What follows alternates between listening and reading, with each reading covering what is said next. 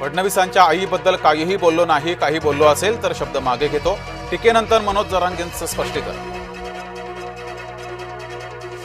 बीडच्या गेवराईमध्ये लक्ष्मण हाकेंच्या गाडीवर दगडफेक. हाके आणि विजयसिंह पंडित यांचे कार्यकर्ते आमने सामने.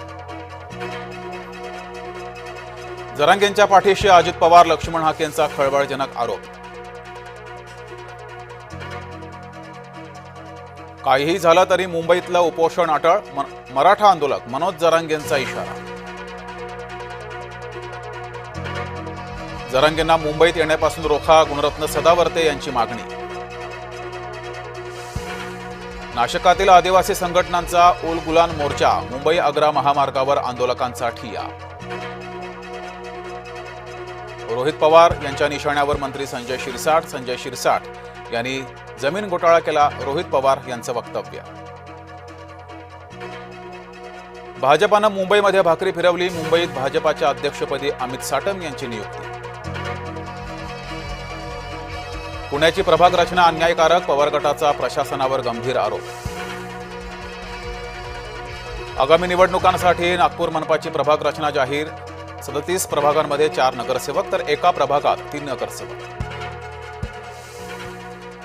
मुख्यमंत्री उपमुख्यमंत्र्यांनी हिंजवडीकडे लक्ष द्यावं, अन्यथा गणपतीनंतर रस्त्यावर उतरू. खासदार सुप्रिया सुळे यांचा इशारा. सदाभाऊ खोतांना गोरक्षकांकडून धक्काबुक्की. पुण्यातील फुरसुंगी परिसरातील घटना. सदाभाऊ खोतांचं सिंहगड पोलीस ठाण्यासमोर आंदोलन. वराह जयंतीनिमित्त ठाकरे गटाकडून उपरोधिक आंदोलन. सोलापुरात मंत्री नितेश राणे यांच्या विरोधात ठाकरे गट आक्रमक. वैभव खेडेकर यांची मनसेतून हकालपट्टी. खेडेकर रवींद्र चव्हाणांच्या संपर्कात. सूत्रांची माहिती. तुम्हाला तुरुंगात राहून सरकार का चालवायचं आहे, अमित शहा यांचा विरोधकांना सवाल. उपराष्ट्रपती पदाचे उमेदवार सीपी राधाकृष्णन यांचा राजभवन येथे सन्मान होणार. मुख्यमंत्री दोन्ही उपमुख्यमंत्री सत्कार करणार.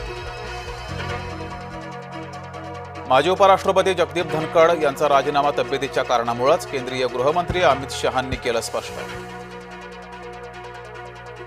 एटीएमसाठी नवे नियम. एटीएममध्ये महिन्याला फक्त 3च फुकट व्यवहार. चौथ्या व्यवहारासाठी प्रत्येक वेळेस 23 रुपये अधिक जीएसटी. वरणघाट वाहतुकीसाठी खुला. पावसाळ्यात दरड दुर्घटनांच्या पार्श्वभूमीवर बंद होता घाट. अमरावतीतल्या जयस्तंभ चौकातील उड्डाणपुलाला तडे. पुलावरील अवजड वाहतूक बंद.